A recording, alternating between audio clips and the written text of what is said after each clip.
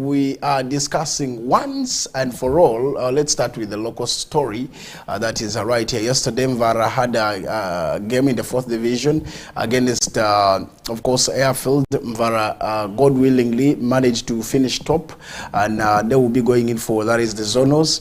Airfield were the champions of the 4th division, Arua City. That gives you also at least confidence maybe to see them in the Zonals to be very good. But what I know is last season, very many teams were in the region and went in for the Zonals, but at last failed later on. They couldn't proceed more, so it affected them a little bit. But today, we are expecting to see a lot from this, because Airfield yesterday emerged champions after a draw. That you went and watched the game, because for me I was engaged with, of course, another game that I was watching as the Nduparaka team did play the West Nile Select, a game that also went down at Greenlight Stadium. So it was a very good one. How was it at Mvara? Welcome. Thank you so much. Good afternoon, Owen. Good afternoon, our viewers out there. It is a Monday edition, like Owen had said, a fresh week, fresh month. I don't know. Everything seems fresh, even every person behind this work and the pundits and all that.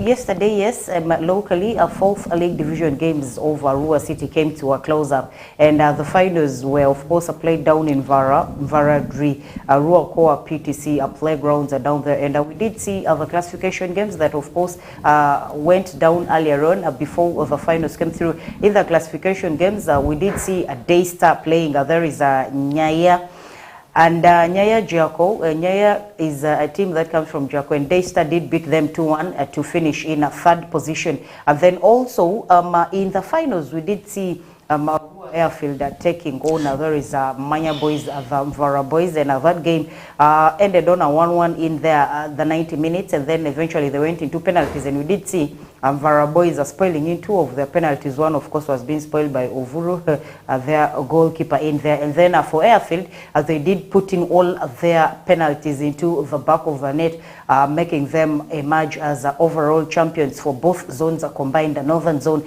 and, of course, southern zone. In that, it was a very huge one for them. And from Whistle Time Desk and West Nile TV, would like to say congratulations, Airfield. Go into the zonals, go and represent Arua City so well. Yeah, a very big one, of course, for the team. I want to say the two teams, let's say mostly, Arua Airfield had put enough into the football this season to see that they really needed. I saw them having a partner of Big Star Hotel that, of course, is giving them everything possible to see that they get themselves through right there. So those are some of the big things that has propelled the team to push harder. A team that has, of course, a little support from, of course, an entity gives them a bit of a story to tell, because we've heard about Airfield. I personally grew up from Mutukula Corner. I know where we used to train those days at the water tank.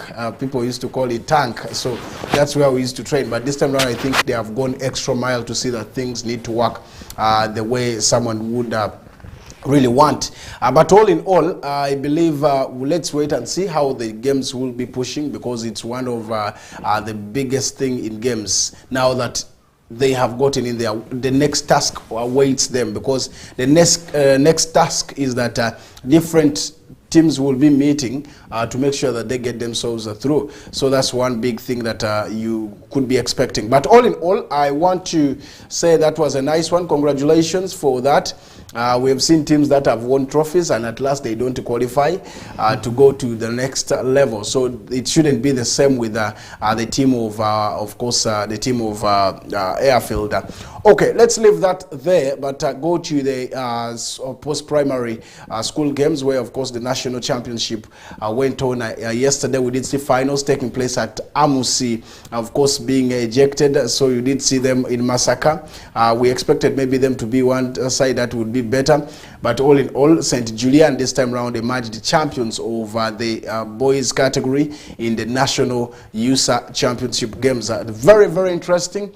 You would see that teams like Jipra, who had gone up to a level that you would see them in the semi-finals, but later on petitioned by they were petitioned by Amusi, and they did, some players were found, of course, ineligible to play. So, which affected them and gave chance to, that is Amus College, and Amusi getting through took them up to the finals, where they ejected the team of Chitende.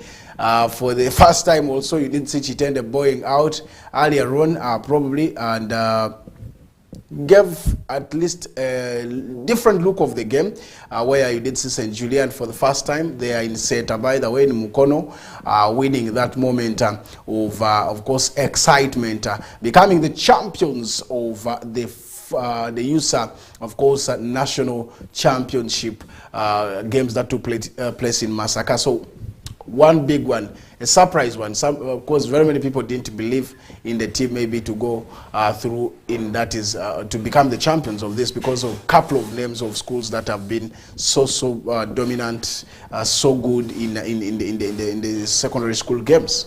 Quite a very huge one, and a very bad one for there is Jipra. Ginger Progressive, that was of course eliminated due to the petitions that actually they suffered. And one of the players that Jipra was petitioned against is one of Unduparaka's players. There is Jareko James, who they also said wasn't qualified to take part in some of those games. But then I think Amus being ejected it paved way for quite a number of the two schools that actually came through to finals. These are schools, I think, that no one thought of that would go to the finals. Initially, every other person would think of the historical schools. There have always been there, the Chitendes, the Smurfs, and the rest of the things.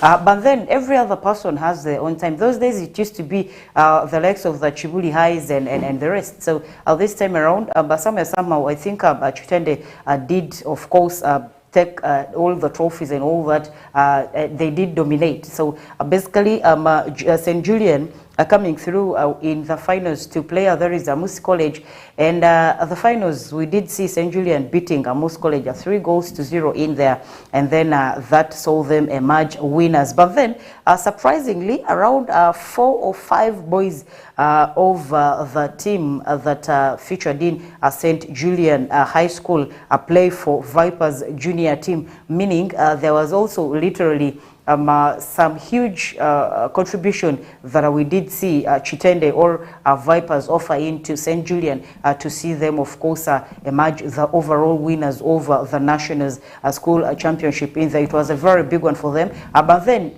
this time around, it also felt quite different, seeing different schools at least going in there and emerging winners, not the usual suspects. And you already know, even when the games have not started, you already know which schools will go to finals, which schools are going to come out in the group stages, and you literally be able to guess the overall champions. But this time around, it took every other person by surprise, and it's quite a very good one that we did see and have another experience of at least something different. Yeah, a very big one. Of course, things do happen, and a lot of things that probably have happened in this. Very many teams like Chitende, you did see them, of course, transport a team player to come and play for them. But nevertheless, the East African games are coming through. So schools, Chitende is still going to represent Uganda into that.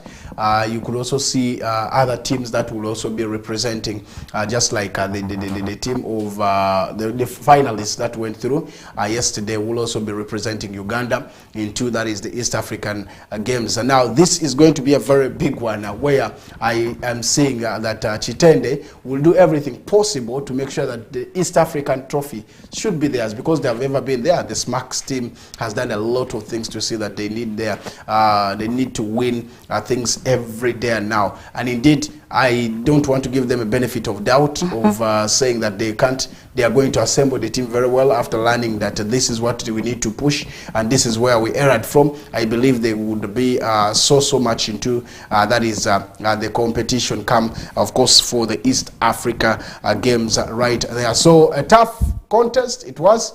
But a good test for a couple of schools, including our own Vara, including Kochi, including, of course, Biaya, for being there. A very interesting moment. Team Total FC is also trying so much, by the way, to work on its pitch. Next season they will be having a ground to host their games, and in Total home ground in the camp in Bidi Bidi. That's also another good news that I will be. So let me try linking up with of course at least 1 or 2 people from that side, and we see how we can get them right here. But all in all, there's a competition in the regional league where you need to have the team of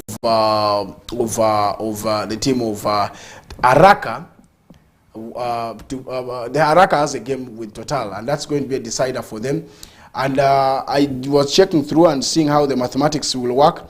The mathematics shows here that if Araka,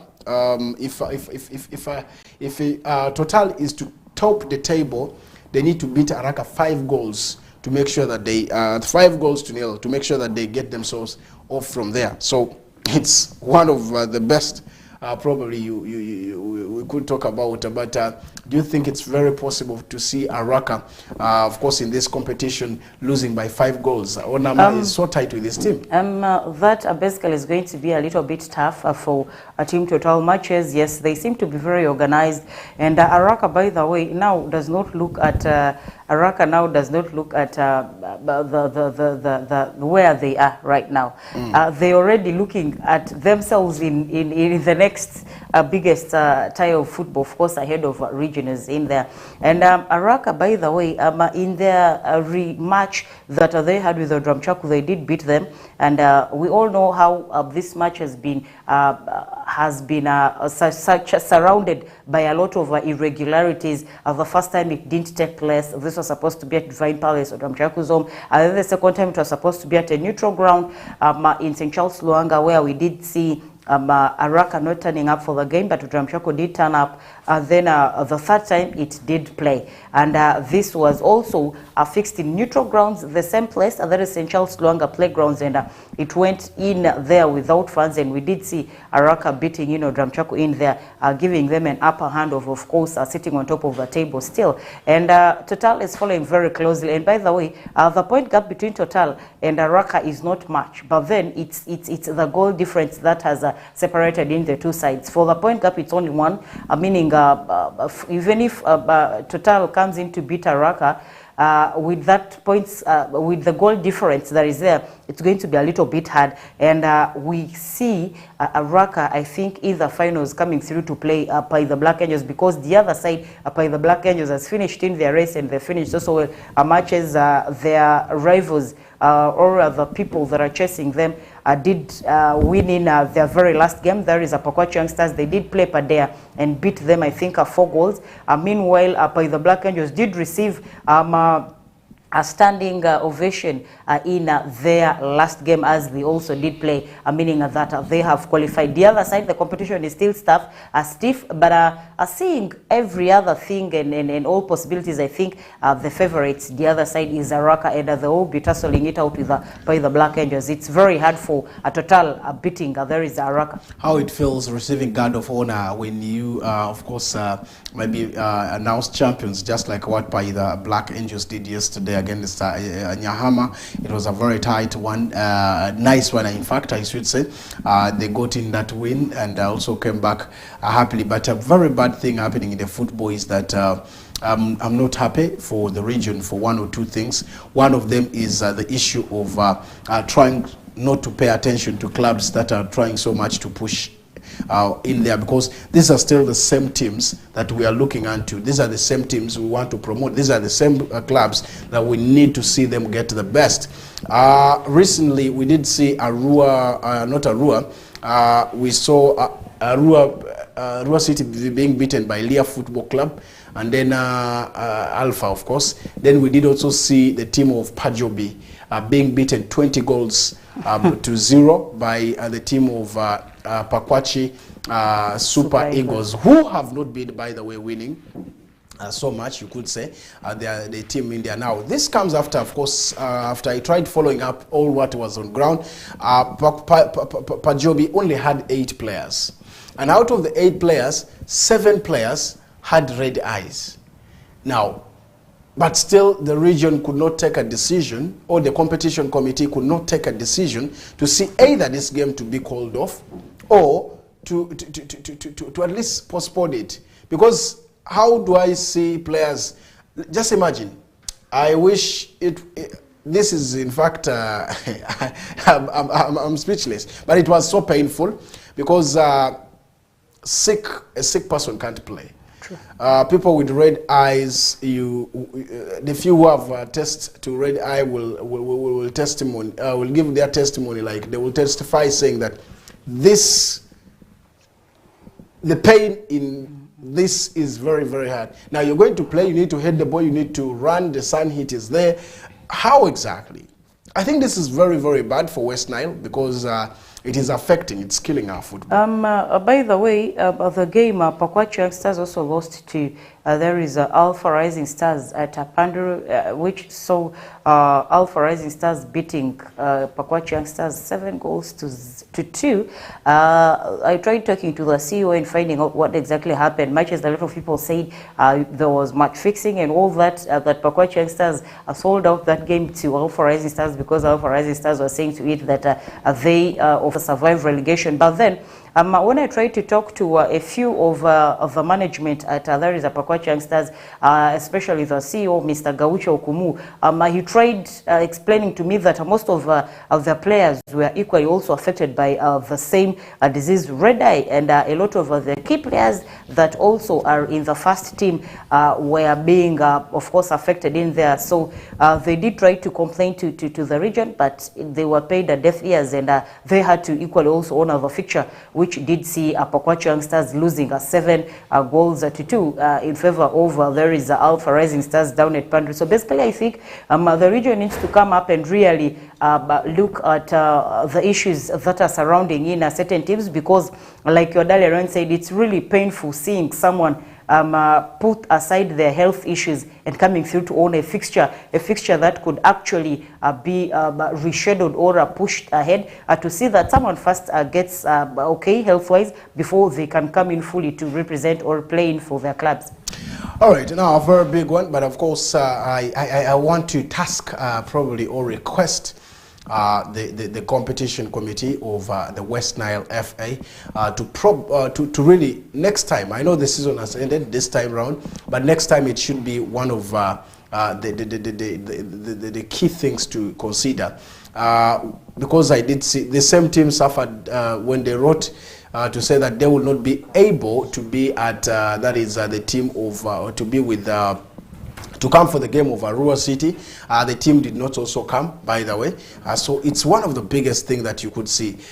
All in all, it's so challenging. And I believe if we don't consider this because of self-interest, because we are attached to clubs, then it's going to affect the entire... It will, the beauty of the league is down already. Very down. So it will affect us. But all in all, I believe it's still one of the biggest things to talk about and look into where we can push harder.